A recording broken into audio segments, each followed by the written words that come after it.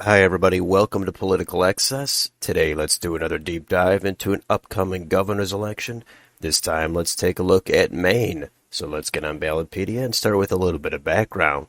The current governor is Democrat Janet Mills. She's running for re-election to a second term. 4 years ago, when she first won election, she won by about 7.5 points with close to 51% of the vote. Prior to serving as governor, she did serve 2 stints as the Attorney General of Maine. Her opponent on the Republican side is Paul LePage, and LePage is the former 2-term governor of Maine. He served from 2011 to 2019. So we can go back and take a look at their primaries. However, there's not really anything useful to take away from that, as they were both essentially unopposed. So let's go down here and see how this race is rated. All 3 of the rating sites, Cook Political Report, Inside Elections, and Larry Sabato, have it at leans Democratic. That has been my rating as well. It's always fun to see 2 governors going at it, and Paul LePage did win twice before, but he never did win with a majority of the vote, as there were always other third-party candidates running. And we can glance here at the campaign finance, and Janet Mills has spent more money. It's not a big surprise, but Paul LePage, he is a former governor. I would expect him to at least be competitive in this race. So we can go down here and take a look at how the counties have voted on a presidential level. And this shows us that 53% of the population lives in 7 counties that are solid Democratic, and those voted for the Democrat for president in the last 3 elections. Another 7 counties have 36.6% of the population in them, and those are trending toward the Republicans. And those are counties that voted for Barack Obama in 2012, but then voted for Donald Trump twice. So we can go down here and take a look at the county map. And the most populous county in this state is Cumberland County, and that did vote for Joe Biden last time by about a 36-point margin. And most of these other solid blue counties, which are in the 1st congressional district, those supported Biden with about 55 to 60% of the vote. So that is solidly blue, but it's not overwhelming.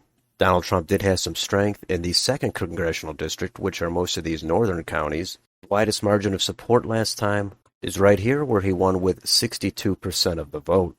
The rest of these counties did support Trump, but it was by a narrower margin. So Maine has kind of become a split red and blue state. It still does tilt to lean toward the left, as those blue counties do tend to outweigh some of these lighter red counties.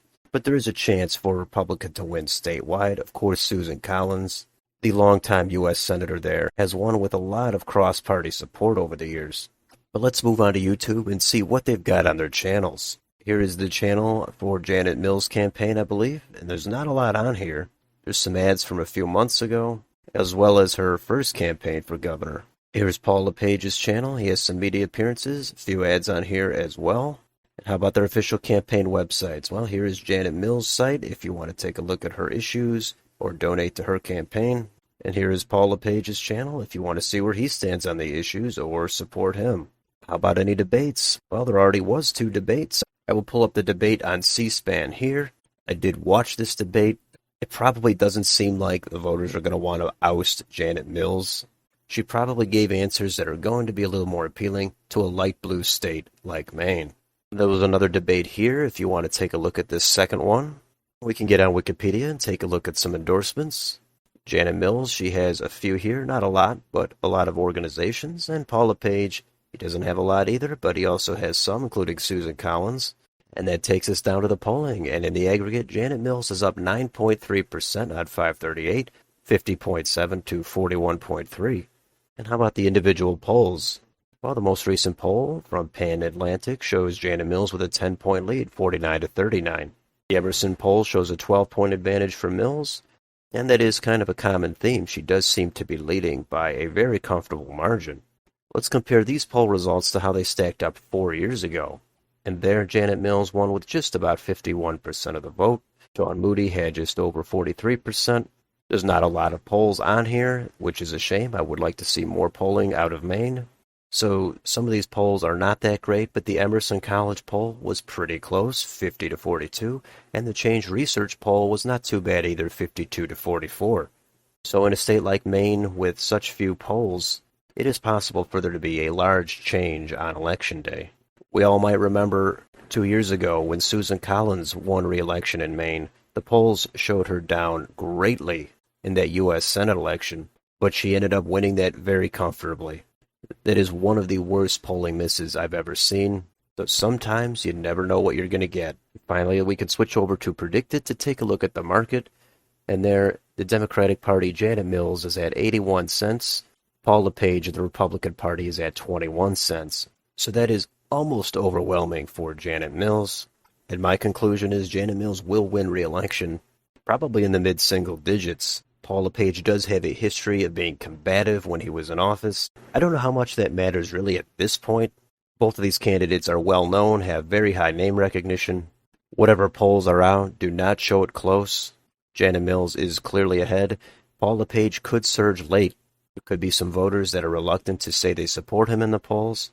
And maybe the sampling is way off on the polls, and Paul LePage is actually going to win this by 1 point.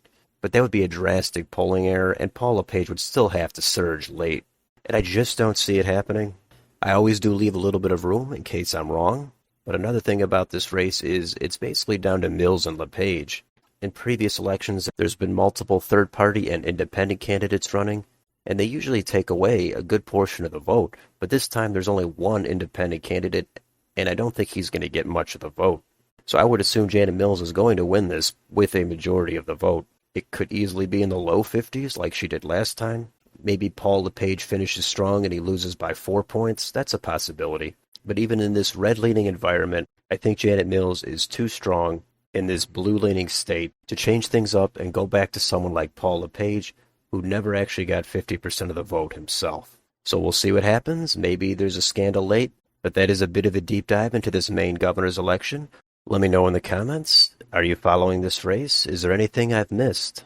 Let me know down below, and if you enjoyed this channel, please like, share, and subscribe. Thank you for watching, and I'll see you next time.